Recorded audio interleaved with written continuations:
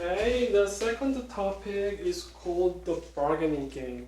I mean, the previous ones talk about game is interesting. However, this topic bargaining game will be more useful for you guys. I mean, bargaining game is illustrating a situation where people are negotiating the good.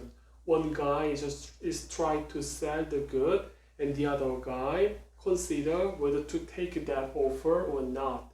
That's the situation that the bargaining game is describing.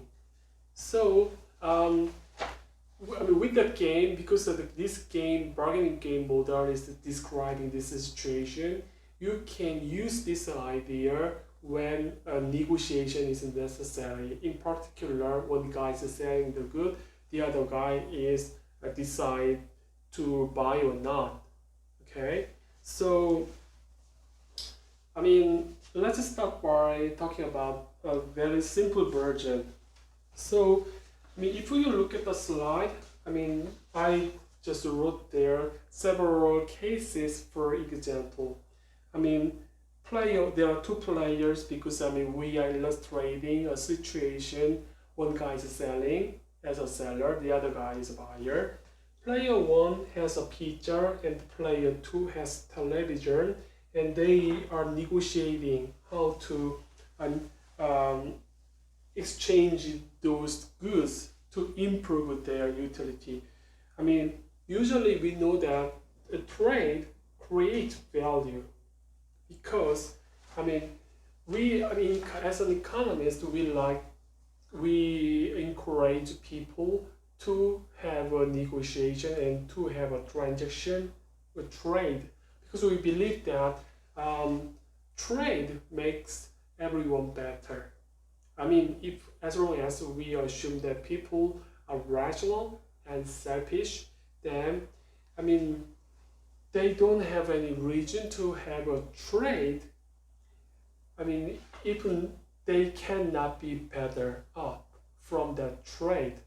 In other words, if some guys made a trade or transaction or bargain, that necessarily means that they will be better off at the end of the day. So economists, really encourage trading or negotiating. Basically, it is related to the efficiency or overall performance of the market. So if there are more trade or more transaction, we believe that the total value increases. Value negotiation. So once that the value is created, the real problem in a bargaining or negotiation is how to divide that efficiency. Usually, economists think that no matter what kind of efficiency is generated, we think that's okay for an economy. But in practice, buyers and sellers, for them, most important thing for them is to get more surplus from the negotiation, or to say differently, how to divide that generated surplus between buyer and the seller. That's more critical or maybe important questions for them. You know what I'm saying? As an economist, no matter what kind of transaction happens, we think that's fine because it will be good for an economy at the end of the day. However, further, buyer and seller, for them, more important questions for them is that how to divide that generated surplus. That's more important thing for them. Okay, so now I'm how make a model how to divide efficiency. Okay, the most standard one to describe the situation is called ultimatum game.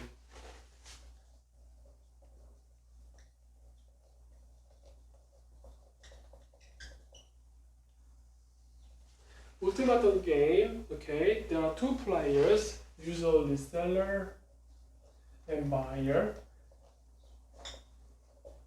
First player and second player. Two players divide a value of 1. They divide the value 1. First, seller player 1 offer the selling price P, or we can understand it like that. Maybe player 1 offer M2 to player 2's trade. If player 2 takes that, if player 2 takes that, the offer, then their payouts they will get will be 1 minus M2 and M2. This is the second player's payout, that is the first player's payout. If player 2 reject the offer, what they will get is 0 to 0. 0, 0. That is the, that is the basic setting of the ultimatum game. So you can think like that. Okay, first there is a generated efficiency 1. For example, if you are a seller, you guys can, for example, that is the situation of the buyers and sellers. WTP price of the buyer is 1 and the cost is 0. You can also think in this way. The highest price that the buyer can pay is 1 and the cost of generating that good is 0. If you think that situation is exactly the same as how to divide 1 between buyer and the seller. That's exactly the same situation. Anyway, player 1 offers the M2 to the second player. If the second player takes that offer, then 1 minus M2 is given to the first player, M2 is given to the second player. If the second player rejects that offer, then that negotiation is broken, it's over. No one can get any money. 0 to 0 and 0. That is the basic situation. It will be very helpful for us to draw a game tree. So I'm going to draw a game tree. So the first player gives you an offer between 0 to 1. Maybe M2 is an offer.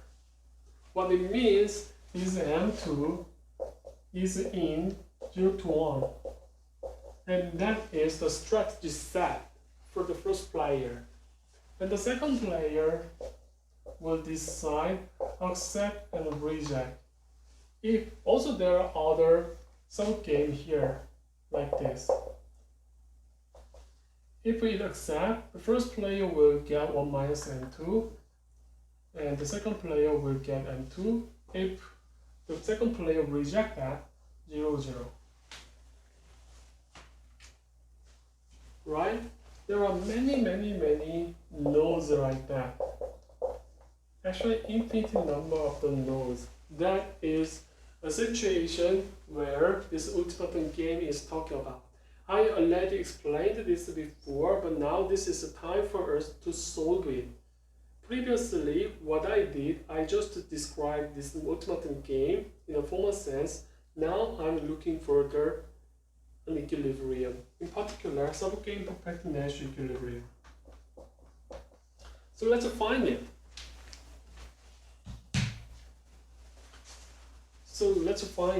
How can we find the subgame perfecting Nash equilibrium? Well, we're going to use backward induction as a major way to find that. What is the backward induction? We try to reason from the end. The last subnode. There are infinite number of the last subnode like that. This is also subnode. This is also last subnode. This is also last subnode. It is very convenient for us to think from the last. Think about any last. So let us assume that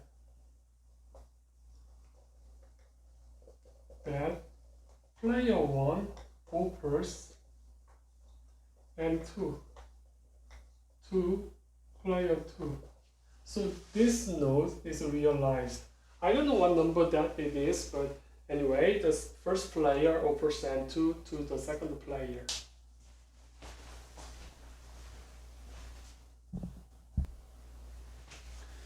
Then, okay, think about that. What will be the second player's the best response? Because we assume that second player or all players in this game are selfish and rational.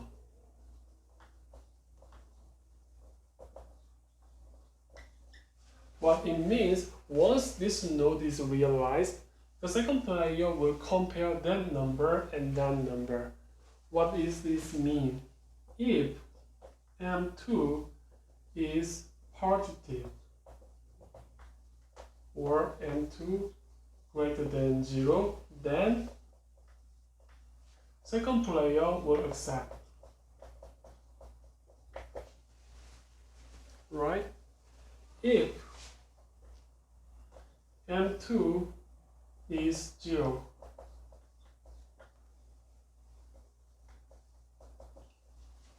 right?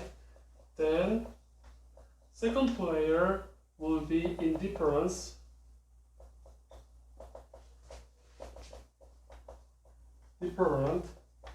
between accepting and rejecting.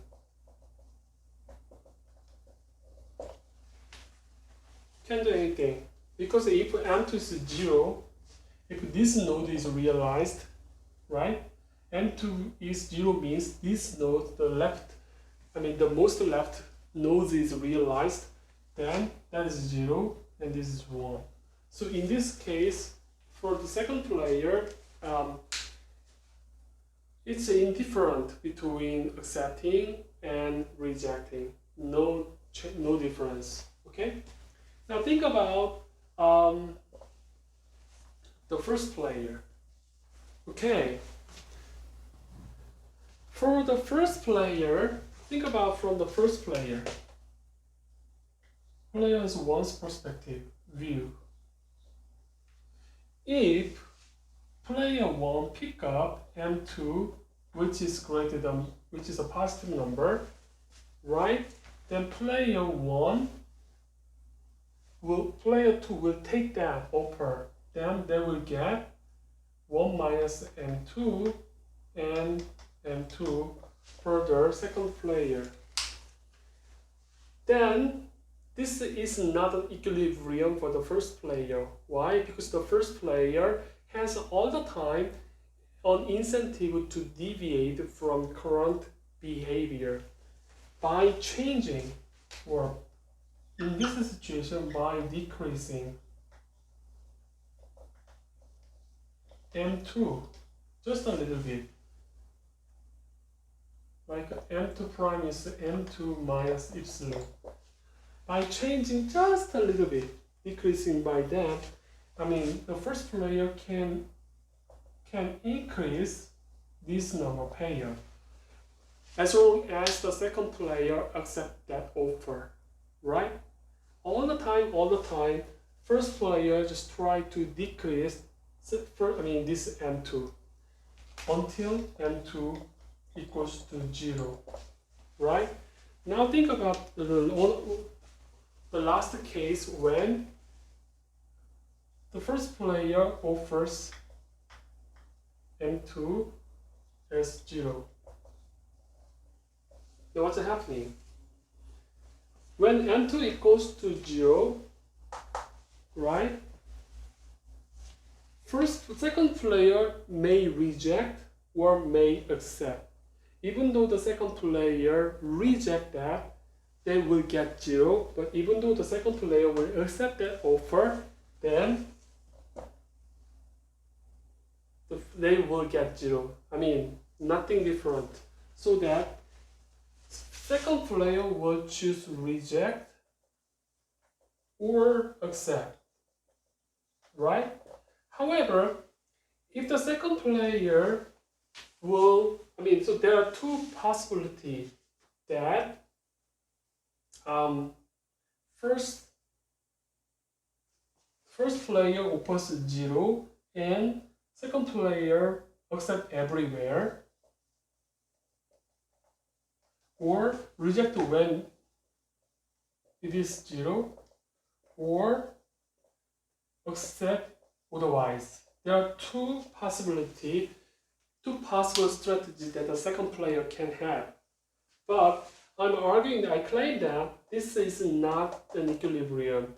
If the second player has those kind of strategy, then first player has an incentive to deviate from current strategy. Say differently. If the second player has a strategy like that, second player will reject when the first player's offer is 0. However, the second player will take that offer if the first player's offer is positive. And then first player cannot offer 0 because the first player gives 0 as an offer, then the second player will reject that, then the first player will get 0, right? So that is not an equilibrium. However, think about that. Also the second player will take that offer everywhere. In that case, the first player can offer 0 to the second player. Then for the second player doesn't, for two strategies, those two strategies do not give any differences between accepting and rejecting. The first player will offer M2 as 0. So only one unique subimperfect Nash equilibrium is that first player offers 0. And the second player will accept everywhere. This is only one subimperfect Nash equilibrium. Okay, first thing you need to reach to that conclusion by reasoning how to get a SPE. Think about that. I'm summarizing again. In the second node, the second stage, second player will take that offer. If that offer is positive, that's a sure part because positive number is better than 0. However, if that number is 0, then second player will reject or maybe accept, no difference. Now think about the first player. First player knows that second player will play in that sense. So let's think about it in this way. First player pick up a positive number, then this will be the payout they will get. However, at the time, the first player all the time has an incentive to decrease the offer. If the first player decreases the offer for the second player just a little bit, but the second player will accept that if the number is positive. So by doing that, first player will increase its payout. So that first player will decrease, second player, the offer as much as it can. So the offer will be decreasing all the time. Let's say that first player's offer is 0. In that case, second player can accept or reject. If accept, that's it. That will be one subgame perfect Nash equilibrium. However, if the second player is reject, then first player again will deviate from current strategy, giving 0. It tried to give just a positive number a little bit. So it is not an equilibrium because the first player is deviating. So only one unique Nash equilibrium is that, a subgame perfect Nash equilibrium is that first player gives 0 to the second player, and second player accepts everywhere for every contingent cases. That's a subgame perfect Nash equilibrium. You should understand this logic, why I'm concluding in this way. You should understand that. Now think about the meaning of this ultimatum game. In this ultimatum game, first player, if this is illustrating the negotiation between the buyers and seller, this situation is like illustrating a post-open market. This is illustrating post-open market. What is the post-open market? Seller is, giving an offer to the buyer, and buyer is supposed to take it or leave it. That's it. There's no option that the buyer can ask the seller discount the selling price. There's no option. What the buyer can do is take it or leave it. But here, because the first player has, the seller has some kind of power to decide where we are studying. As much the first player can take every efficiency. Because this is the result. In this case, first player will give 0 for the second player, and the second player will take that. So what it means, in this case, because the first player decides the offer, so that the first player takes all efficiency generated in this negotiation. Okay?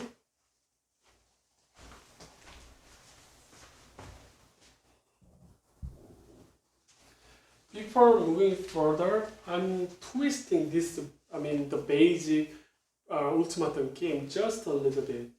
The next one is when they are repeating this negotiation again. The next one is like, the first player give an offer and second player decides to take it or leave it. And then if the second player reject that, then maybe second player now gives an offer to the first player. And the first player is doing again to take it or leave it. Like that. That is the second time of bargaining game. Okay? Also maybe we can make a model. They are repeating this bargaining again and again until this game is over. Someone is taking that offer. Okay? We can make the kind of model. We're gonna do the next time. But before doing that, I'm just twisting this bargaining game to reflect that players and the sellers is selling the good. This is the same. But this is a tiny a little bit different. Like here's a buyer and seller. Now buyer has some value V. This value V is given to the buyer, and buyer will take that, will buy the good if the price is less than or equal to the value. Think about the seller. Seller has some given cost C, right? Seller only can sell the good only when the market price is higher than the cost. Okay? Now think about this. These two numbers are given to the buyer and seller. Here's the seller. So seller can give from 0 to infinite, can choose any selling price P. This is selling price P, not the what the buyer is taking. And now buyer can choose accept and reject, right? If it reject, no one can get anything. But if the buyer accept that, then what the seller can get is price minus C. Because C is a kind of the production cost, and the buyer will get V minus P. This is very similar to the ultimatum gain, but now here is the value and cost. Everything is the same. Look at this. Then this is very general negotiation between buyer and seller. Seller will, but the only thing is the seller first decide how much he or she will sell, and the buyer will decide to buy or not buy that offer. That's good. So look at this. We're gonna solve this game with the subgame perfectness to equilibrium, and to do that, we're going to use backward induction. From this subgame is realized, right? The buyer will decide, okay, buyer will buy if V minus P is greater than 0.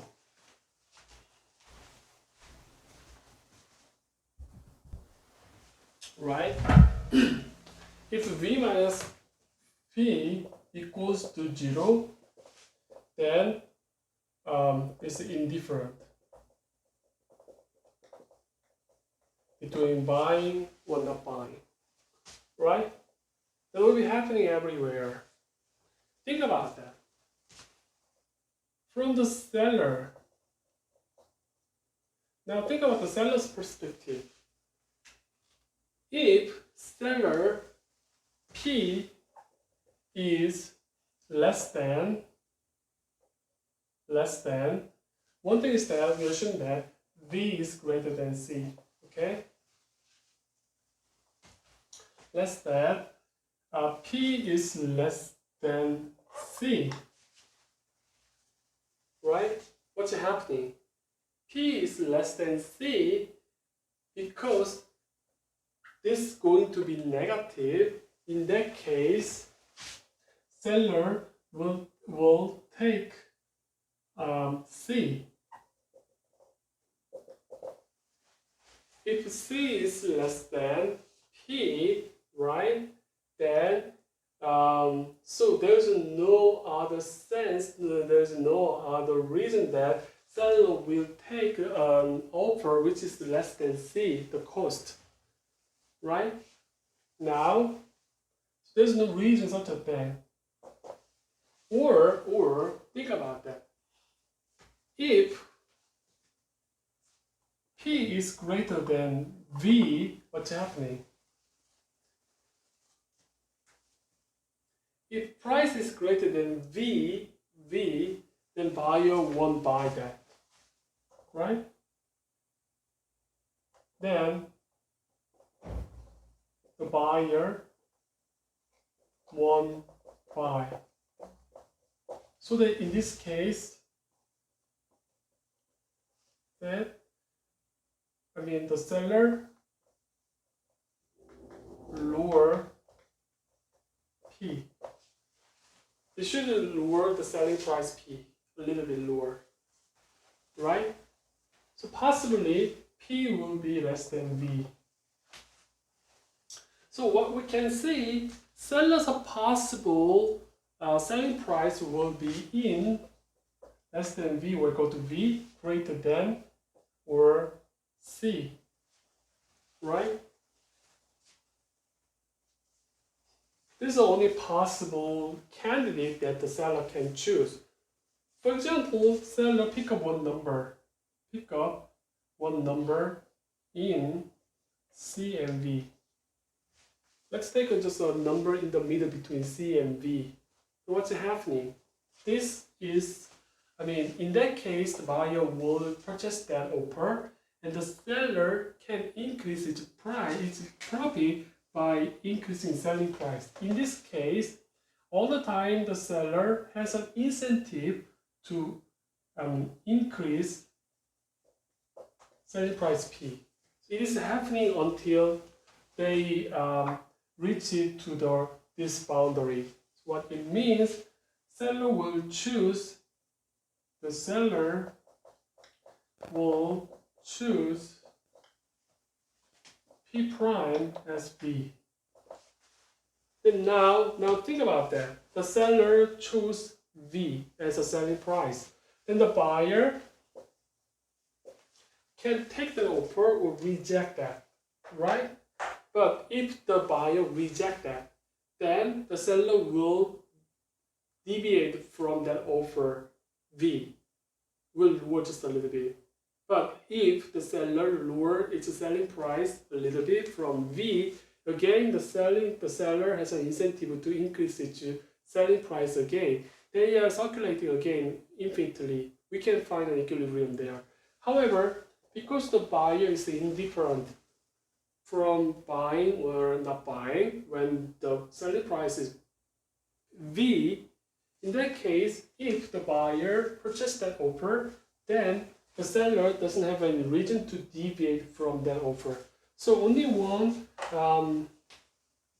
SPE, uniquely SPE, is that the seller chooses selling price as B, and buyer will,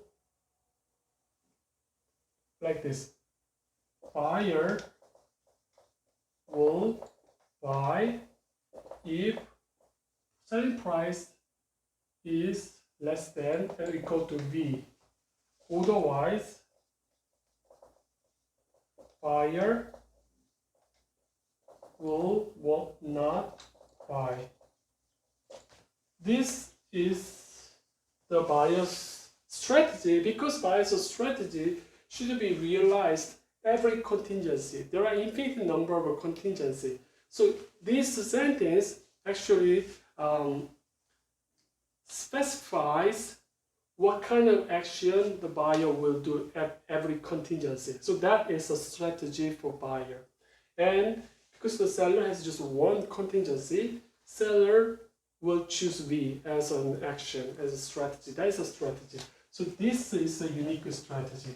Seller will choose V, and the buyer will take that offer if the price is less than or equal to V, otherwise reject that. Okay, try to follow what we have done so far, then we will move next week. Okay, we're stopping here.